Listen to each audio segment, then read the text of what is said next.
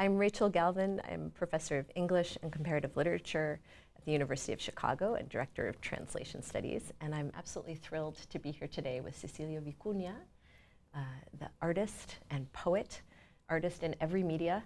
And we are going to discuss today her poetry and art. Entonces vamos a cambiar de idioma para empezar. Y te agradezco de todo corazón estar aquí conmigo, Cecilia. Es un gran honor. Gracias a ti, Rachel. Para mí es un honor estar contigo también. Y pues, quiero empezar por tu poesía. Ahora, en los últimos años has tenido mucho éxito con tu arte, con exposiciones en Guggenheim, en Tate, en la Bienal de Venecia.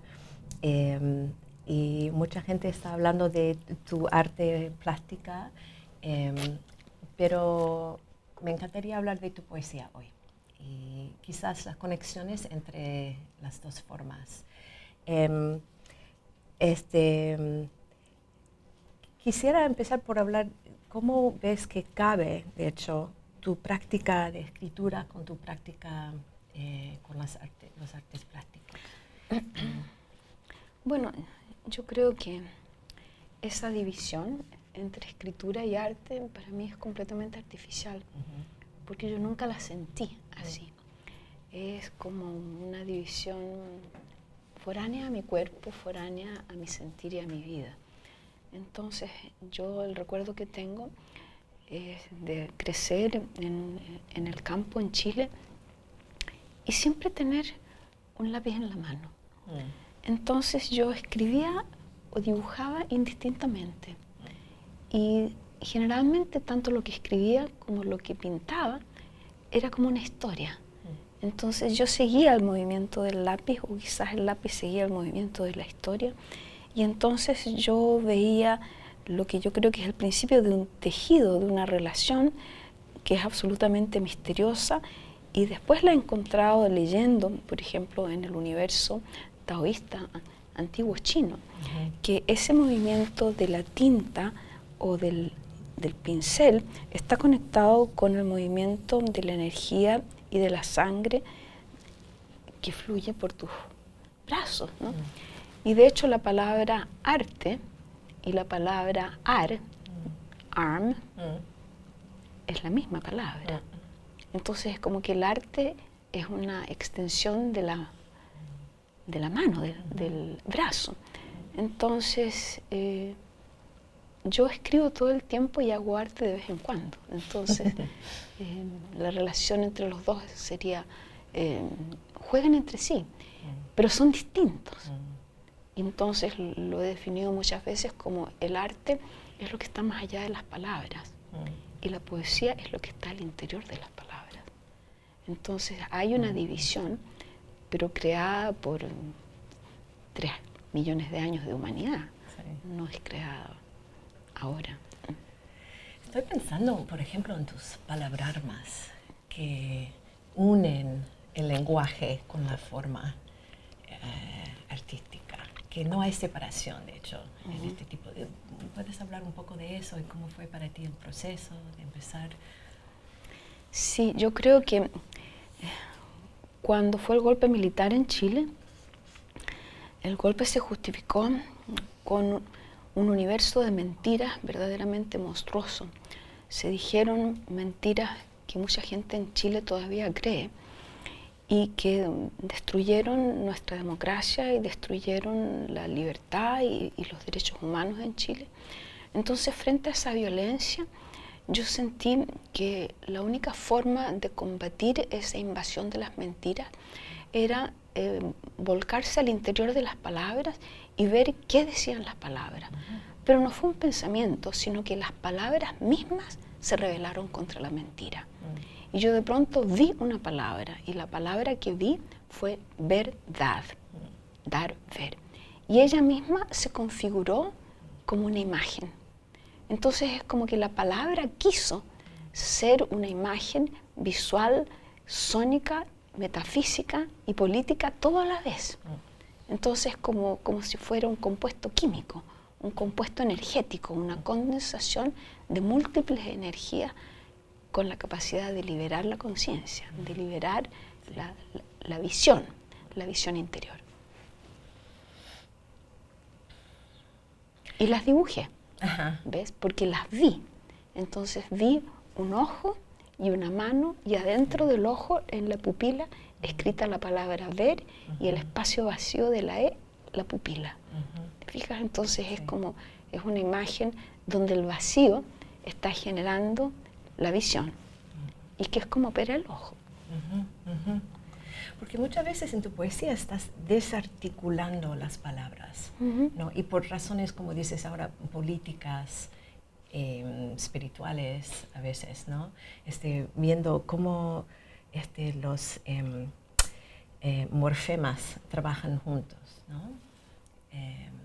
Sí, yo pienso que el lenguaje mismo es una configuración energética de un poder creador inmenso, ¿no? Y que nosotros como humanidad hemos desvirtuado ese poder a través de algunas de las capacidades del lenguaje, como la mentira y la hipocresía, el ocultar, ¿ves? Entonces creo que hemos estado tan orientados hacia el proceso de la hipocresía y de la ocultación, que tiene que ver con el miedo y la opresión, que se nos ha olvidado el otro poder de la palabra, que es el poder de liberación, ¿ves?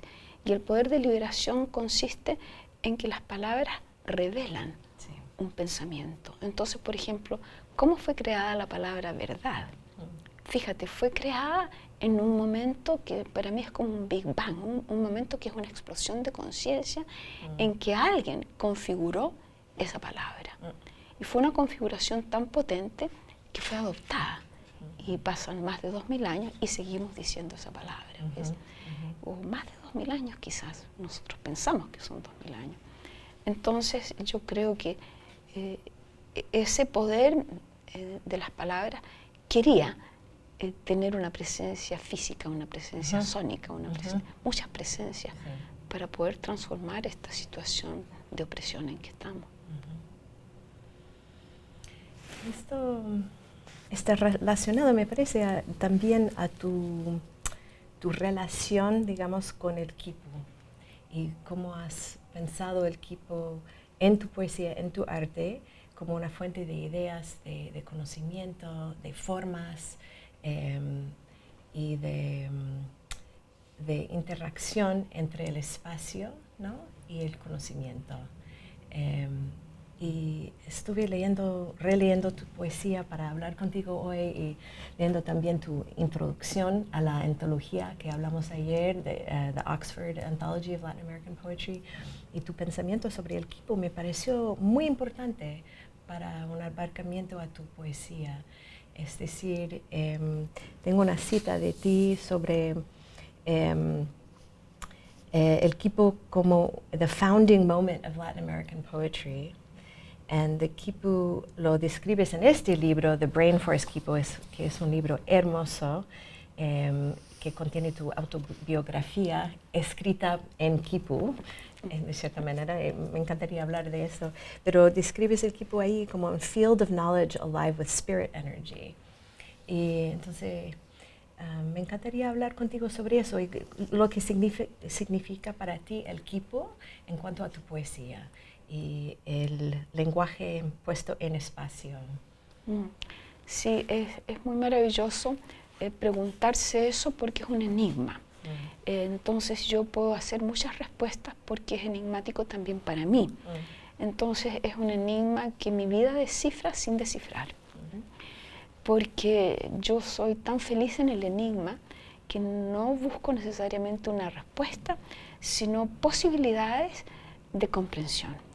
Entonces, por ejemplo, yo he reconstruido el momento en que yo estoy en casa de mi tía Rosa Vicuña, y esto lo he contado muchas veces, que era una gran escultora apasionada por el arte precolombino, y tengo que haber visto una foto de un quipu, porque nunca vi un quipu verdadero hasta que yo ya era muy, muy grande. Entonces, yo me imagino la Cecilia adolescente ve este quipu y entra, como quien dijera, en el encantamiento, en la fascinación que ese universo energético que es el quipu transmite.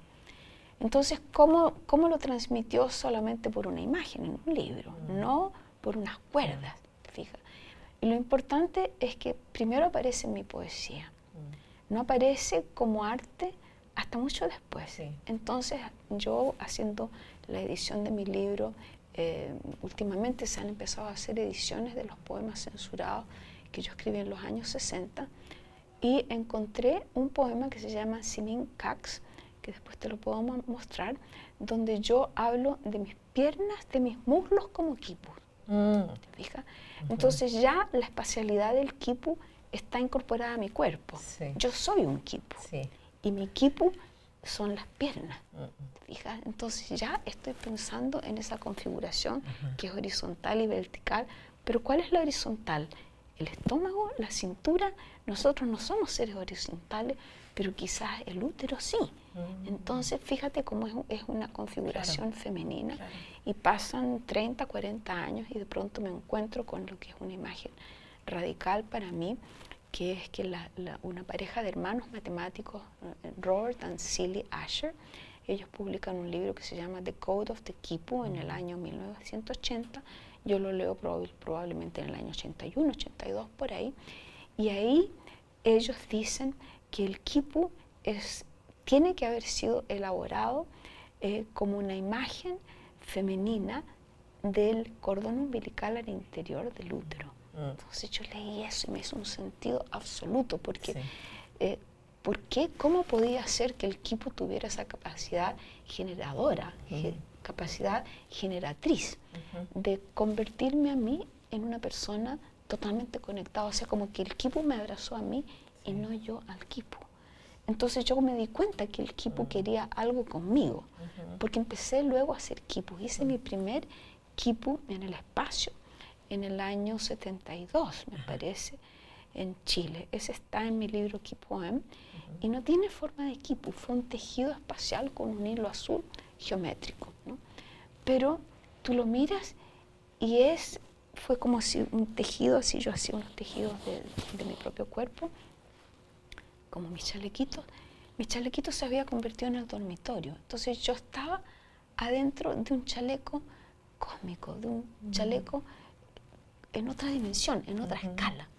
Entonces, y eso tiene relación con una imagen que escribí yo, que fue un quipu mental que yo vi también en los 60, que dice, el quipu que no recuerda nada. Entonces el sentido del quipu como rebelión contra la colonización, el sentido del quipu como un espacio expandido e infinito y de conexión con el cosmos, todo eso está dado por el quipu. Yo no lo pensé, lo experimenté. ¿Y cuándo publicaste tu libro Quipoemas? Bueno, ese libro empecé a construir, me demoré 4 años en construirlo y me parece que se publicó en Bélgica en el año 97, me parece. Okay. Entonces eso quiere decir que lo empecé en el año 93 más o menos.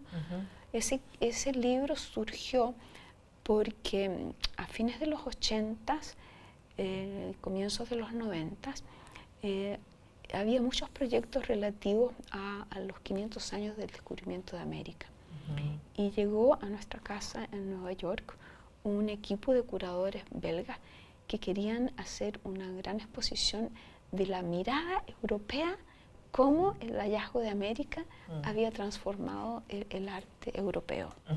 Entonces me incluyeron en esa muestra y fue a raíz de ese encuentro que la curadora, una de las curadoras del grupo, Catherine de Jaeger, se da cuenta que no existía ninguna publicación sobre mi trabajo. Entonces ella me propuso hacer un libro y yo dije, bueno, muy bien, tú puedes hacer un libro, pero yo también quiero hacer un libro. Y mi libro va a ser mi autobiografía y mi autobiografía se va a llamar un Quipoem. Entonces hice una palabrarma con el quipu y el poema para definir mi vida. Porque en esos poemas hay una fuerte relación entre la forma en la página y el lenguaje, que remite mucho al quipu, la forma misma del quipu. Entonces se ve claramente que estás trabajando con eso, ¿no? Sí, yo creo que el quipu me enseñó, a medida que yo empecé a hacer quipus, empecé a hacer quipus físicos como escultura. El primero del cual tengo noticia fue en el año 74 y hay una foto. El quipu mismo se perdió, pero la foto existe y la puse en el libro de Oxford, porque es un quipu que no imita a los quipus que yo había visto en libros, ¿no? Y sin embargo, muchos años después, encontré en contextos arqueológicos que sí existía un quipu muy parecido al que yo había hecho en Londres.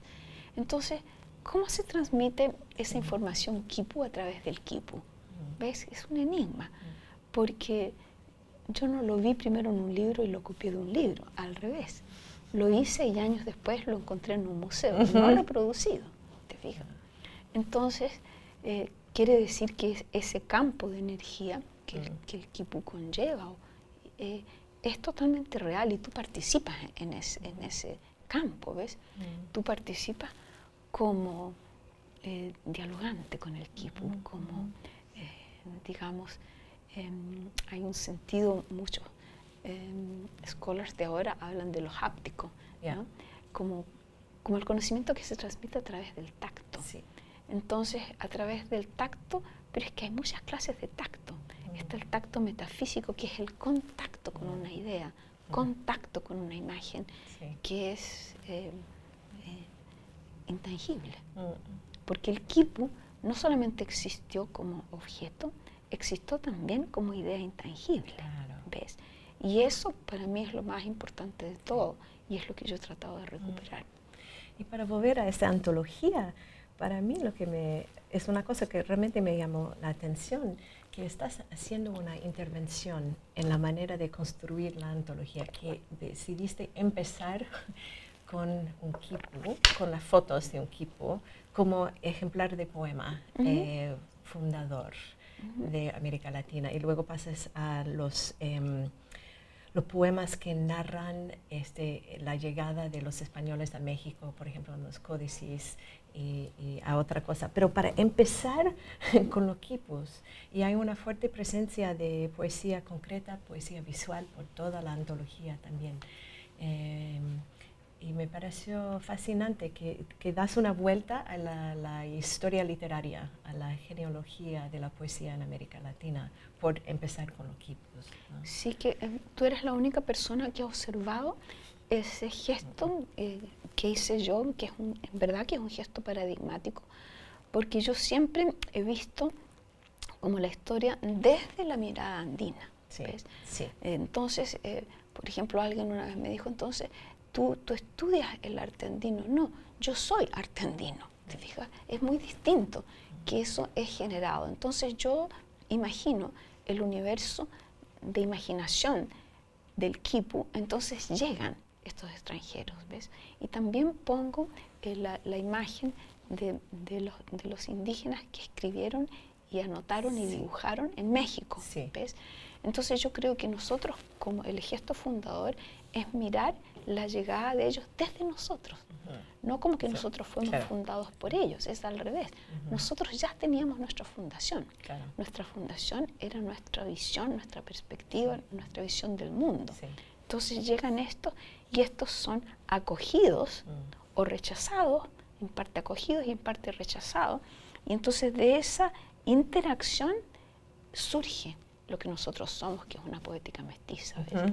Que no quiere decir que todos somos mestizos, pero la cultura es mestiza, ¿ves? Y es mestiza porque tiene esa fundación que es la transmisión de la madre.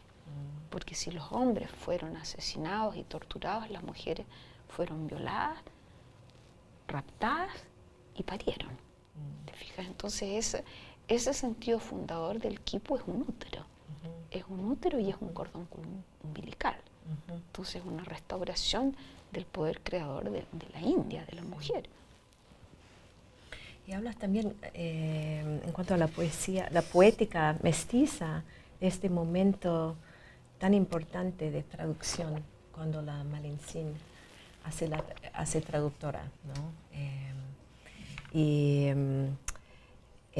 Cómo ha sido interpretado ese momento después, como un momento de traición, por supuesto, pero lo destacas como un momento fundador y creador también de la poesía, ¿no? Claro, porque hay una cosa muy importante y que yo la oí a lo largo de toda la antología. Yo me guié para construir la antología por los momentos de cambio, los momentos de transformación de la poética. Sí. Y todos esos momentos de transformación para mí tienen en común el hecho de que el poeta nativo, criollo, mestizo o la poeta oye el lenguaje de otra manera. Ajá. Entonces esa es la creación de Malintzin. Ella creó un tono, Sí. una forma de hablar español Sí. con la música indígena. Ujú. Entonces eso es lo propio nuestro. Sí. Y cambia en cada valle.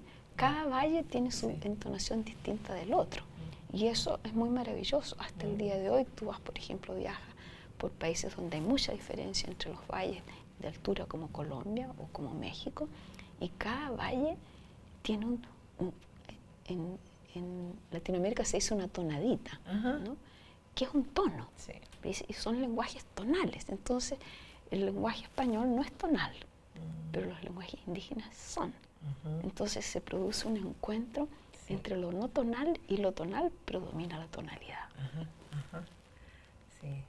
Esa es la otra cosa que me llamó la atención, es la presencia indígena en esa antología, que hay un hilo que traspasa toda la antología por tu atención a lo indígena, ¿no?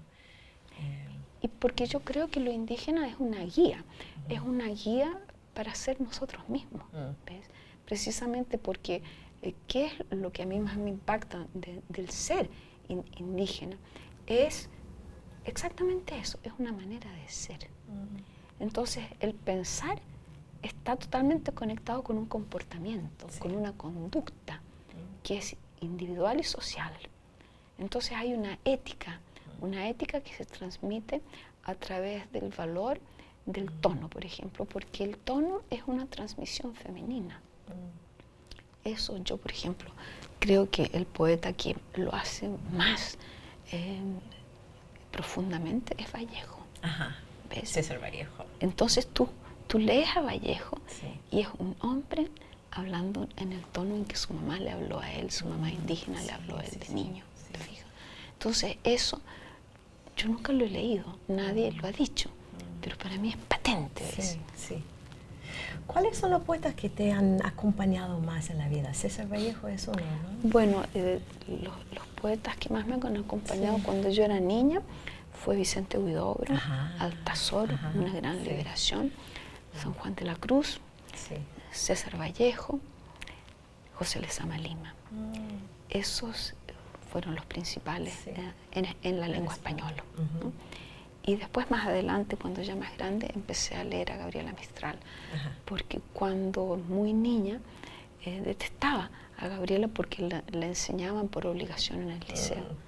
Entonces nos enseñaban una Gabriela distorsionada.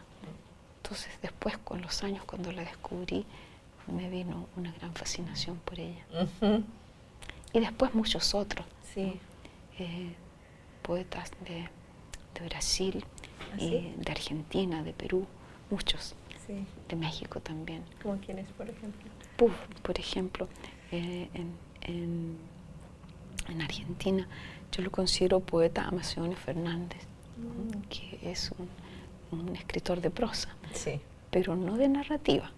¿Ves? Su prosa es lo que yo considero como una prosa vertical, o sea, que es más como un poema, en que él está hablando, está describiendo su vida cotidiana y empieza por un calcetín y sigue por el ropero y luego llega a la taza de leche. Entonces es como una construcción poética del espacio cotidiano que para mí es lo más latinoamericano que existe. ¿Ves? Después, ¿qué otro gran poeta? ¿Cómo se llama? A ver. Espérate que está en mi antología. El poeta del siglo XIX, Susan Andrade. Susan Andrade, qué maravilla. Y es del siglo XIX, ¿te fijas? Después me encanta un poeta peruano, a ver cómo se llama, el del pez. Estoy muy cansada. No. Indígena, mestizo. está en mi antología. Uy, qué horror, no acordarme su nombre, hubiéramos traído el libro. Ya. No pasa nada. Y hay poetas que escriben en inglés que te han hablado también. Hablamos ayer de George Oppen, por ejemplo. Sí. Sé que citas a Emily Dickinson de vez en Sí, cuando. Emily Dickinson, muy importante para mí. Sí, bueno, desde que llegué acá empecé a leer, o sea, mi conexión con la poesía norteamericana empezó en los 60, cuando yo todavía vivía en Chile, y a través del Corno Emplumado. Sí. ¿Ves? Entonces, en el Corno Emplumado, yo en esa época no sabía muy bien inglés, pero ahí leí, por ejemplo, a Jerry Roddenberry, a Carolee Schneemann, a todos los poetas de la Beat Generation. ¿Y cómo encontraste el primer ejemplar de Corno Emplumado? Sí, porque yo cuando estaba en el liceo en Chile encontraba que si uno se quedaba dentro del liceo era como que vivía solamente el mundo del privilegio, de la educación y todo eso, pero que yo necesitaba conocer Chile. Entonces yo llegaba al liceo y en vez de entrar a la clase me iba a las calles y yo recorría todo Santiago, me pasaba todo el día caminando por la calle. Entonces así conocí muchísimos barrios y conocí esta librería que se llamaba la Librería Universitaria de la Universidad de Chile, donde en un rincón había publicaciones no normales. Entonces libros de artistas y publicaciones así extrañas como el Corno Emplumado, como La Mereida, como Ediciones Mimbre, ediciones de poetas generalmente. Sí. Entonces ahí encontré mi primer ejemplar del Corno Emplumado y me causó tal fascinación que les escribí. Entonces ellos me Sergio Mondragón. Sergio Mondragón y Margaret Randall. And Margaret Randall, yeah. Y entonces ellos me contestaron y me empezaron a mandar y además yo les mandé poemas y me publicaron. Entonces mi primera publicación yo tenía 18 años en el Corno Emplumado. Eso fue tu primer poema publicado en el Corno. En el mundo, sí. Ya. ¿Y de ahí empezaste relaciones con otros poetas norteamericanos? Claro, porque el Corno lo maravilloso que tenía es que en la parte de atrás publicaba cartas. Entonces cartas dirigidas a Sergio. Entonces Sergio las ponía ahí. Entonces tú leías del universo de esas personas. Sí. Entonces le pedías a Sergio, me encantaría escribirle a este poeta. Y él te mandaba la dirección. Entonces antes de email se generó como un network y muchas de esas personas todavía estamos conectados. Qué bueno. Nunca perdimos la memoria de haber participado en ese mundo. Sí. ¿Ves? Sí. Por ejemplo, Ulises Carrión, Felipe Ehrenberg. ¿De ahí y conociste los a Ulises nadaístas. Carrión? Claro. Sí, lo conocí a Jerry Roddenberg ahí también, a Ginsberg también, a Lorenz Ferlinghetti, todo por carta. Sí. ¿Te fijas? O sea, por ejemplo, a Jerry Roddenberg no lo conocí por carta, sino que lo conocí por su poesía. La primera vez que lo vi fue en Londres, porque él fue invitado junto con Ginsberg a un gran festival de poesía. Yo era público, nada más. Pero como yo ya lo conocía por el Corno, lo saludé y conversamos. Él no se acuerda porque, imagínate, él era un poeta y yo era una niña chica, pero... ¿Eso fue en los 60, dijiste? No, eso fue 72. Claro, ya. Cuando fuiste a Londres. Ya. Wow, qué impresionante el rol de esa revista. Claro, y ahí también conocí, por ejemplo, a Clayton Eshleman. Le escribí a Clayton porque Clayton publicaba Caterpillar. Y también él me mandaba Caterpillar. ¿Ves? Entonces, cuando yo llegué invitada a Estados Unidos, porque cuando fue la masacre de Tlatelolco, Sergio huyó, tuvo que exilarse porque hubo persecución y cerraron las revistas del gobierno porque ellos protestaron, y Margaret huyó a Cuba. Entonces, cuando ya Sergio se vio como profesor, me parece que era Illinois State University, en Bloomington, Indiana. No, no es Illinois, es Indiana State University, en Bloomington, ¿no es verdad? Entonces, él generó un proyecto de poesía latinoamericana. Entonces, el primer libro fue César Calvo y el segundo era Cecilia Vicuña. Entonces, yo tenía 20 años y llegué acá a trabajar con un equipo de 4 traductores para publicar mi libro ahí. Se publicó el libro, perdón, se tradujo, pero nunca se publicó. Lo tengo todavía guardado. ¿Sí? Ujú. ¿Y queda inédito? Totalmente inédito. ¿Y tú trabajabas mucho con los traductores en ese momento? Bueno, fue mi primer encuentro con traductores. O sea, 20 años y entonces yo no sabía mucho inglés, así que yo no intervenía mucho en su traducción. Después, cuando empezó ya a traducirse mi poesía, en el año, cuando llegué acá, el año 80, ahí ya sabía un poco más de inglés y ya podía saber si la traducción estaba buena Sí. o no. Entonces, los primeros 10 años que pasé acá en Estados Unidos, se hicieron muchas traducciones de mi poesía, pero yo no las publiqué Ajá. porque encontraba que no estaban bien, ¿no? Ya. Hasta que me encontré con Elliot Weinberger Sí. y él tradujo mi poesía y ahí, bueno, ahí salió Ujú. mi primer libro. No, mentira. Primero publiqué una traducción de Anne Tweety, Ah, ok. muy hermosa, Ah. que fue en el año 83. Ajá. Mi Esa li- fue la primera. La primera. Mm.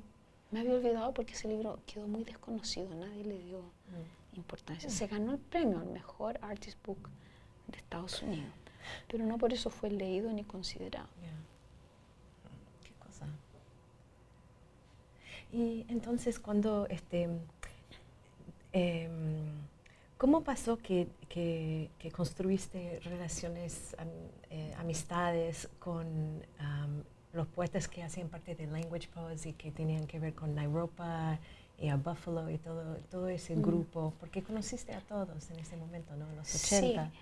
Sí, es verdad. No recuerdo bien exacto cómo puede haber sucedido, pero recuerdo, por ejemplo, de haber visto un performance de Anne Wallman Ajá. en Cooper Union y podríamos situarlo en el tiempo.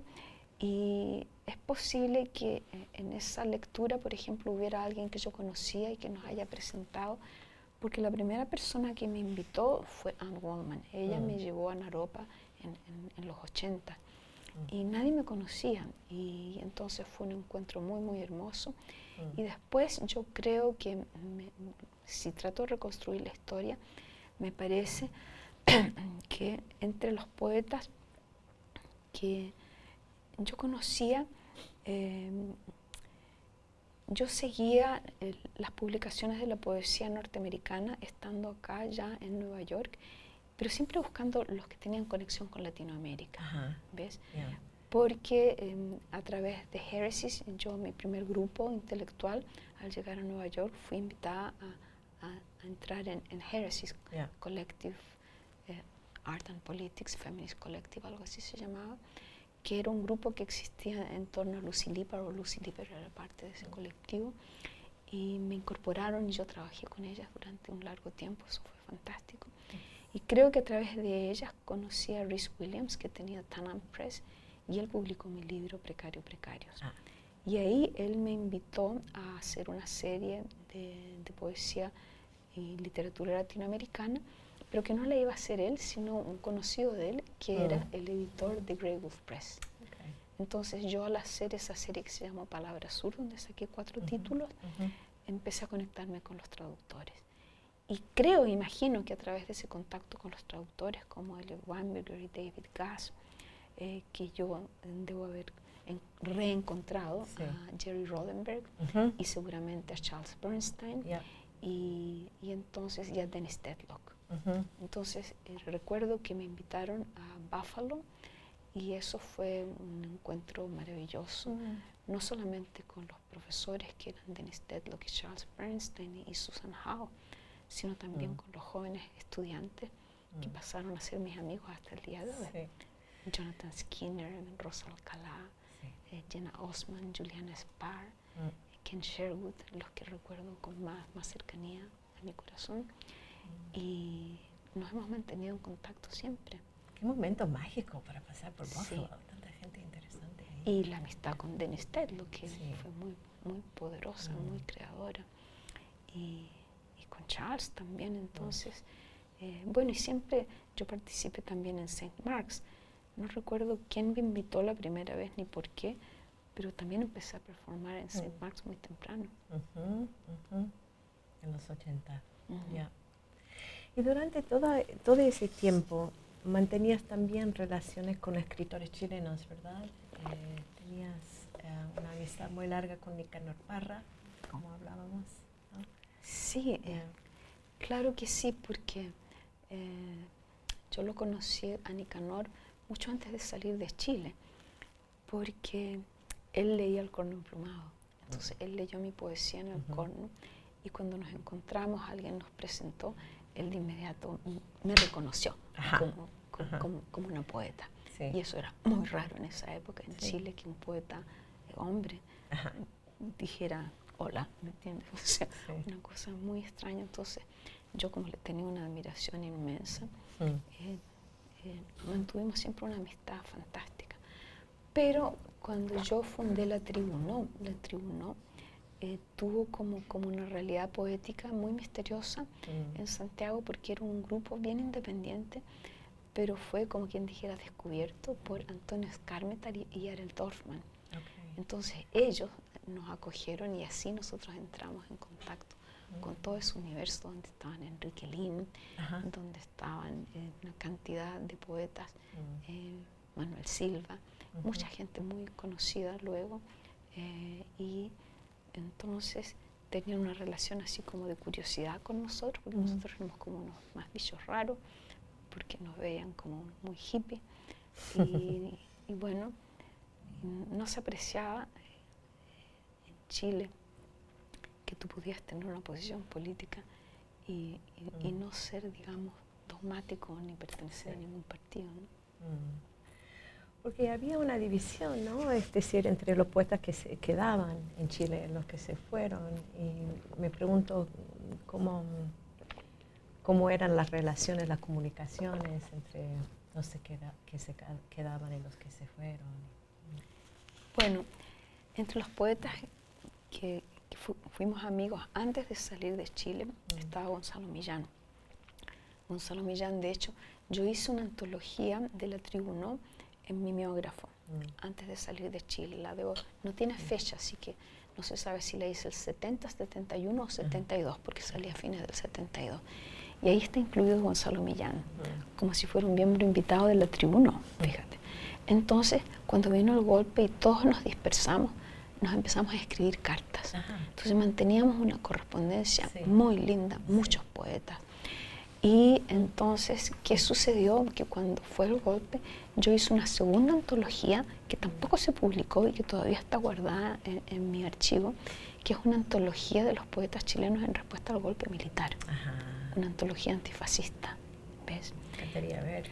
Sí, y por ejemplo, un pequeño grupo de esos poemas se publicó por primera vez ahora en Londres para el lanzamiento de Sabor a mí. 4 poemas que yo había traducido porque me llegaban en español y yo los traduje al inglés, imagínate. Entonces, todas esas cosas han quedado guardadas porque, bueno, la tragedia del exilio y del golpe y todo lo que pasó impidió que esas cosas se mantuvieran, pero nos mantuvimos siempre conectados por carta. Y de hecho yo llegué a Nueva York por ese vínculo, porque yo estaba exilada después de Londres, me fui a Bogotá y llegó una poeta norteamericana y me vio haciendo mi performance en Bogotá. Y ella me invitó a Tallahassee, a un encuentro feminista en Tallahassee. Esto fue el año 80.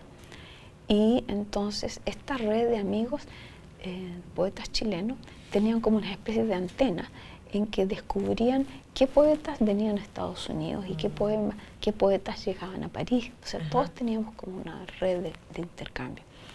Y cuando los poetas de Nueva York se enteraron que yo venía, me invitaron a venir a Nueva York. Entonces yo hice ese paso de Tallahassee hasta Nueva York. No supe de eso. Y fui invitada a un lugar que se llamaba el Taller de Broadway, que era en realidad la casa de un fotógrafo chileno muy importante que se llama Marcelo Montalegre. Pero era como quien dijera el centro de reunión de los poetas. Entonces ahí encontré a los poetas chilenos que estaban en Nueva York. ¿Ves? Entonces ahí me reencontré con un viejo amigo que fue amigo de la generación de mi papá, que era el poeta Humberto Díaz Casanueva. ¿Ves? Entonces Humberto Díaz Casanueva era ya un hombre de como 80 más años. Y me acogió completamente en forma así fantástica, y él hacía unas veladas, entonces ahí llegaban los poetas jóvenes, entonces conocí todo un grupo nuevo de poetas que estaban como en conexión con Humberto.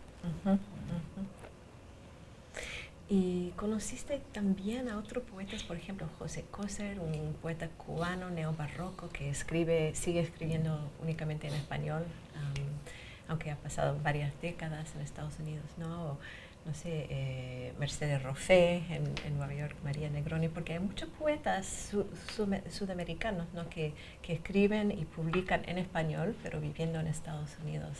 No sé si has tenido intercambios. Claro, yo creo que, bueno, estando en Nueva York, la primera comunidad que me acogió fue la comunidad feminista de Génesis, y la segunda comunidad con la que entré en contacto fue con los poetas puertorriqueños. ¿Ya? Entonces ellos tenían el New Yorker Poets Café. Sí. Entonces yo creo que ahí yo conocí a poetas de todo ese círculo caribeño principalmente. ¿Ya? Entonces tuve varias amigas y además también amigos colombianos, porque yo había vivido, entonces por ejemplo estaban en ese grupo Águeda Pizarro, Carmen Valle, otras poetas de Puerto Rico, Edwin Torres, y también conocí un poeta, Alexis Rosas, que se llamaba, que me invitó a la República Dominicana. Entonces en la República Dominicana hubo un gran encuentro de poesía latinoamericana, ahí lo conocí a Coser, y ahí conocí a varios de los cubanos, y conocí a varios de los poetas latinoamericanos que llegaron ahí. Y luego entonces ya, no sé, había siempre una red, resultado que por ejemplo cuando María Negroni llega a Nueva York, ella me buscó porque yo, a todo esto yo tenía un vínculo con Buenos Aires. Entonces yo viví muchos años en Buenos Aires, no todo el año, pero algunos meses. Entonces ahí también tenía otro círculo de poetas, amigos, y era amiga yo de Diana Velesi, y Diana Velesi mandó a María Negroni que me buscara a mí, Mercedes Roffé, no sé si llegó por Diana Velesi. Entonces todos llegaban por otras personas. Sí, todos se conocen entre claro. sí. Entonces esa maravillosa forma de reunirse era súper fluida y muy efectiva. Nos encontrábamos siempre. Qué lindo. Y en los últimos años te han publicado tus poemas en antologías de poesía latina, digamos, de Latinx Poetry, como la Angels of the Americlips, editada por Carmen Jiménez, ¿no? Y en The Library of America, pronto que va a salir este año o el año que viene, no me acuerdo, tus poemas van a aparecer también. ¿Cómo te sientes viendo tus poemas incluidos en ese contexto de US Latinx Poetry? Bueno, para mí es una sorpresa. También me han incluido en antologías de poesía lesbiana, me han incluido en antologías de poesía política, me han incluido en muchos lugares. Entonces para mí es maravilloso ver cómo mi poesía sirve para todo y puede estar en muchos lugares distintos, y encuentro fantástico que exista este movimiento, porque es un movimiento como sin definición, pero que tiene lo propio de ser de acá. Entonces yo nunca he sido percibida como una chilena de Chile o una latinoamericana de Norteamérica.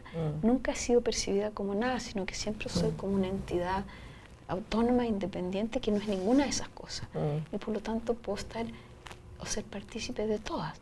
Entonces me siento completamente en casa, en cualquiera de esas dimensiones, porque la poesía no tiene casa principalmente, tiene la casa del ser, del alma, y por lo tanto entra en cualquier casa. Pero en Chile se lee tu poesía como poesía chilena, ¿no? Ahora. Sí. Pero hasta hace 2 años no. 2 años. ¿Qué es lo que ha cambiado, tú crees? Yo creo que la Bienal de Venecia. La primera vez que yo vi que en Chile había interés en mi trabajo fue por el León de Oro. ¿No? Entonces todo el mundo se enteró del León de Oro, y eso como que causó un impacto, y empezaron a salir libros míos. Es un gran éxito. Entonces para mí es un milagro, porque es como que el arte ha devuelto a la poesía a su curso. Entonces ahora, en los últimos 2 años, han aparecido como 5 libros míos en Chile. Eso. Publicaste 7 libros en el último año, ¿verdad? Sí. Sí, 7 libros. Sí, Sí. pero en distintos países, en Chile, en Argentina, en Estados Unidos y en Londres. Hay alguno que se me olvida, no sé si se me olvida alguno. Es mucho, mucho. Ah, en Brasil, Ajá, en ajá. Brasil también. Sí. Sí. Pero ¿tú crees que antes no se leía tu poesía como poesía chilena? Antes, Porque estaba como oculta. Mis libros, yo publiqué antes de, hace 2 años, yo había publicado como 7 libros en Chile a lo largo de los años. Sí. Pero todos Sí. esos libros permanecieron escondidos en caja. No circularon en las librerías, si lo tenían lo ponían en la bodega. Tú nunca encontrabas un libro mío. Rosa Alcalá fue a Chile y me dijo, imposible encontrar un libro tuyo en ninguna librería. Y eso me lo decían todas las personas que iban a Chile, imposible encontrar a Cecilia en una librería chilena. ¿Ves? Entonces esos mismos libros que fueron publicados y olvidados, que nadie los vio, ahora están empezando a salir de vuelta y ahora sí la gente los lee, aparecen en Instagram. Por todos lados. ¿Ves? Sí. Entonces algo pasó en la conciencia chilena. Yo creo que también tiene mucho que ver con la revolución feminista chilena del año 2018.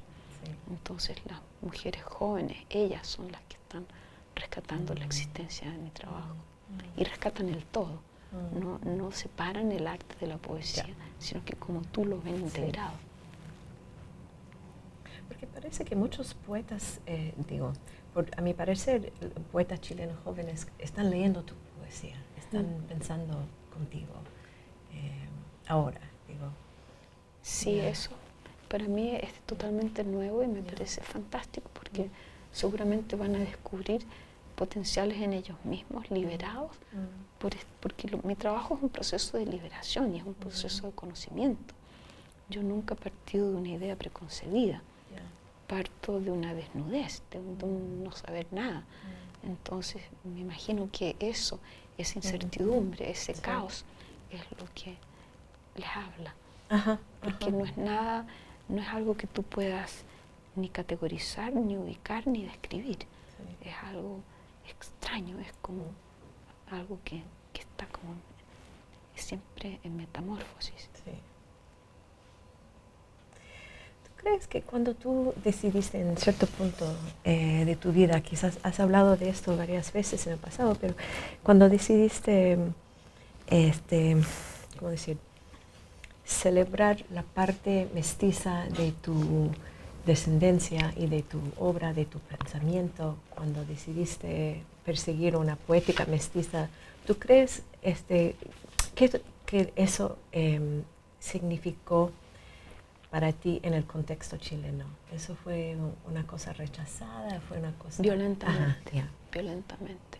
Por muchas razones, por ejemplo, muchas personas encontraban, por ejemplo, desde el campo de la antropología y de la inteligencia sobre el mestizaje, decían, pero tú te inventaste como mestiza, porque me perciben a mí por mi clase social. Entonces mi clase social es una clase media intelectual. Entonces como que no podía haber una aceptación de que la clase media intelectual también es mestiza, ¿te fijas? Entonces yo terminé por casualidad haciéndome mi ADN. Entonces supe por el ADN que era materialmente, sí, era mestiza. Y además se publicó un estudio que dice que el 99% de los chilenos, todos son mestizos. Entonces no era ninguna cosa especial ser mestiza, ¿te fijas? Entonces ese rechazo es un rechazo de clase y es un rechazo también a la mujer. ¿Te fijas? Porque yo muchas veces pensé que si yo hubiera escrito lo mismo siendo hombre, eso sería totalmente acogido. Fíjate, por ejemplo, el libro Sabor a mí, hasta el día de hoy, es un libro desconocido en Chile. Y es el primer libro, se publica un año después del golpe militar, que recoge la muerte de Allende. Y ese libro es tratado como un libro de una importancia radical ahora, en Inglaterra. Pero para que eso suceda en Chile, tiene que haber un cambio de paradigma, ¿te fijas? Y ese cambio todavía no ha sucedido. No se ha empoderado todavía, desde mi perspectiva, el pueblo chileno para pensarse a sí mismo como un pueblo que fue capaz de hacer la unidad popular Ujú, y capaz de crear una democracia participativa como la de Allende. ujú. Hasta el día de hoy se menosprecia, se Yeah. maltrata Mm. ese periodo como un periodo terrible, Sí. ¿te fijas? En vez de ser lo que fue en el mundo, fue la luz del mundo, la luz de una posibilidad, Ujú. de una revolución sin persecución, ¿te fijas? Y sin violencia. Ujú. Entonces, yo creo que mi trabajo, siempre he sentido esto, que mi trabajo no puede penetrar del todo en esa cultura mientras no se admita eso, porque mi trabajo nace en ese contexto, Sí. nace en ese contexto liberador, Mm. en ese contexto colectivo. Sí. Es un momento de autodescubrimiento y de Sí. autoconocimiento.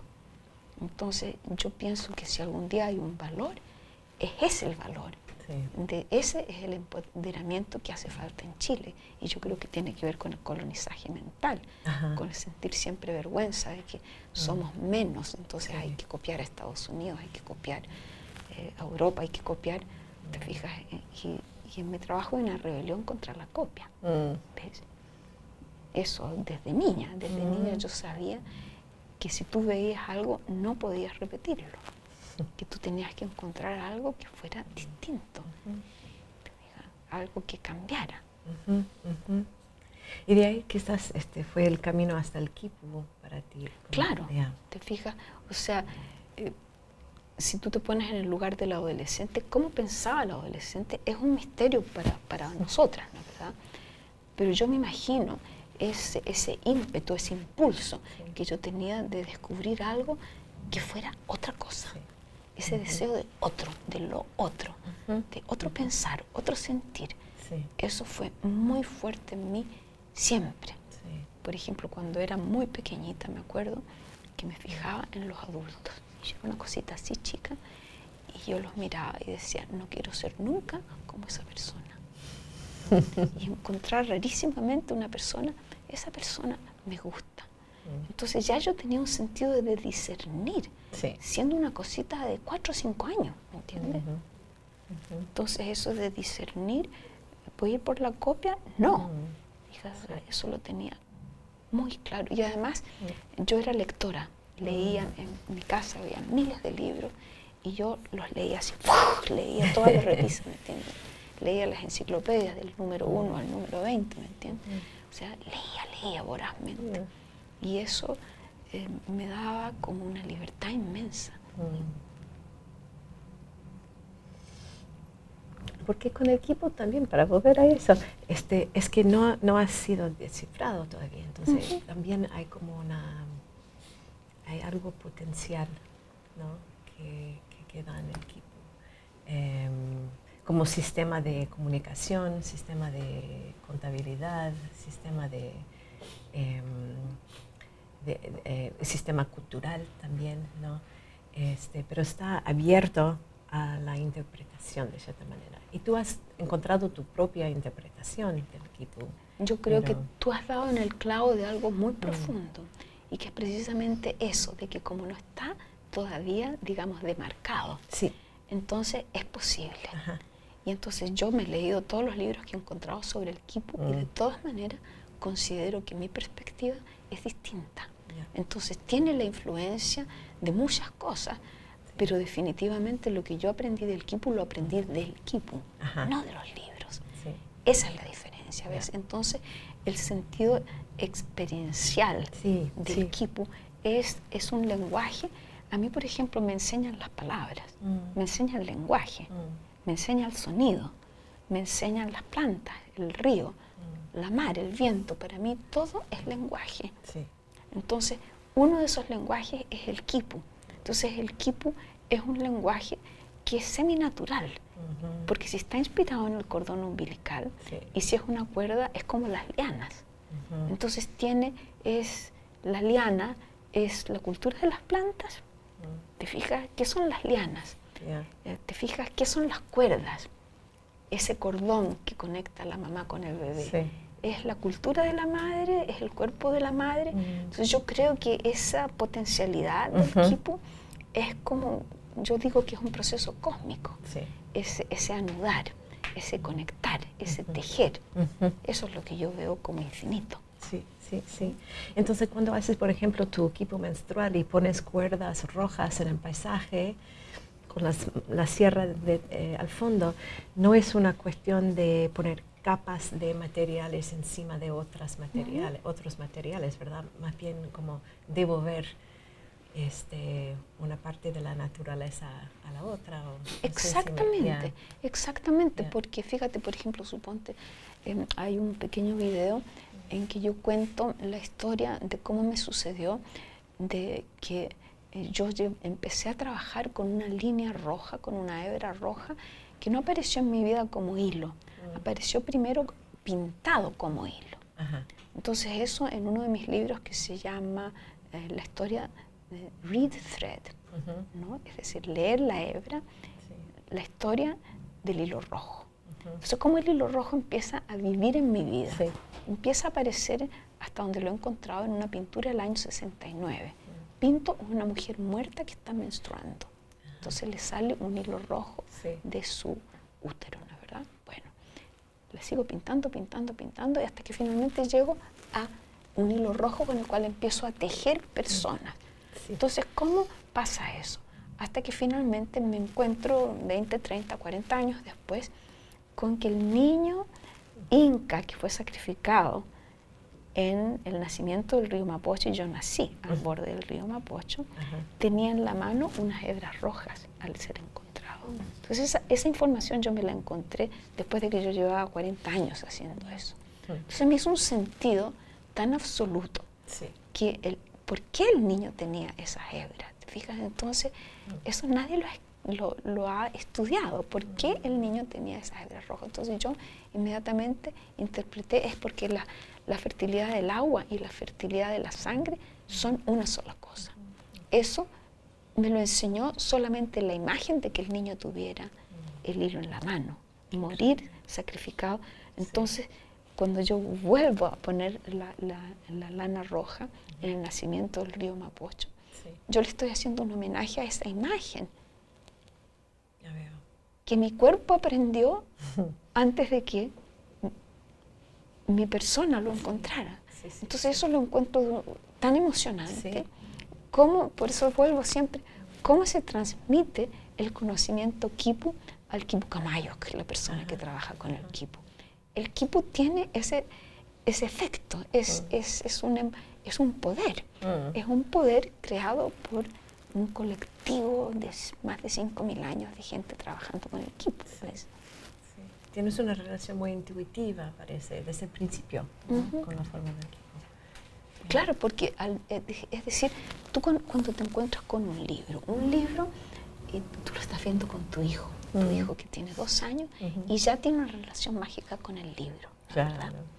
Yo también tuve esa relación mágica con el libro. Viví en una casa llena de libros y en el campo. Entonces yo vivía adentro de los libros. Y para mí los libros son universos hasta el día de hoy. Yo no me relaciono como un objeto académico. No, yo leo una línea y me quedo meditando en la línea, puede ser varios días. Te fijas, yo no leo de recorrido. Yo leo para arriba, para abajo, para los lados. Leo como leían los mayas. Leo como leían los quipucamayos. Entonces hay una forma que es nuestra, que es de nuestro continente, de leer multidimensionalmente.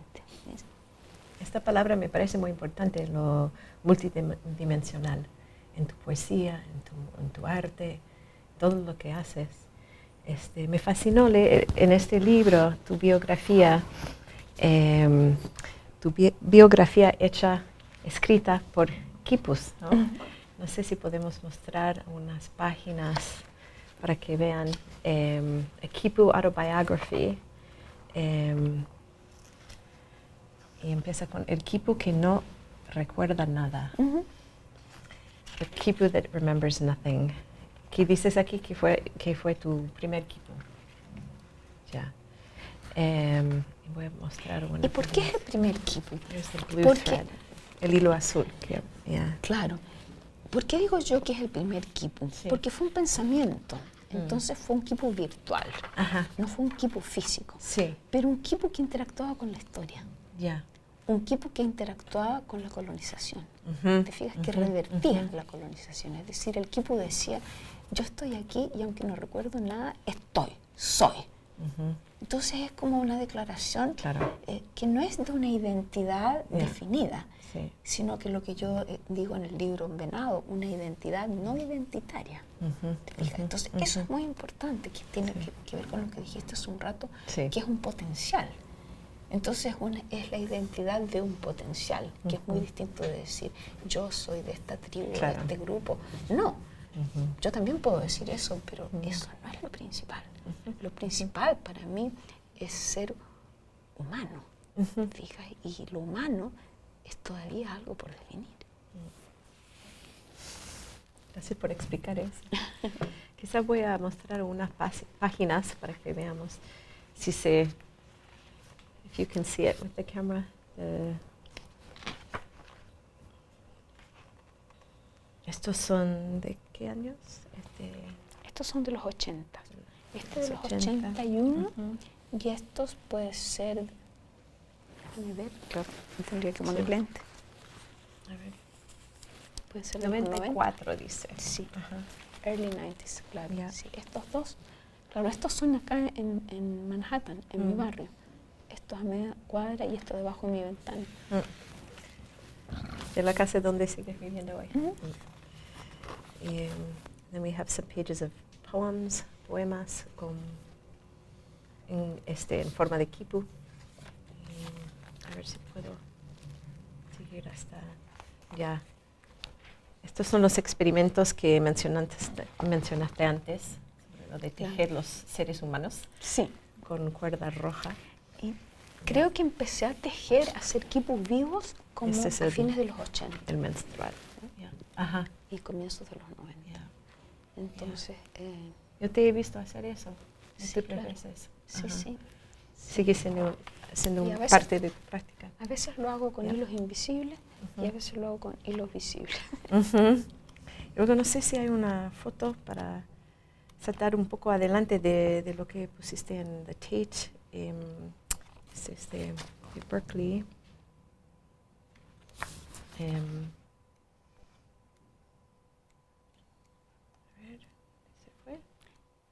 Los de la Tate están en esta parte. Aquí.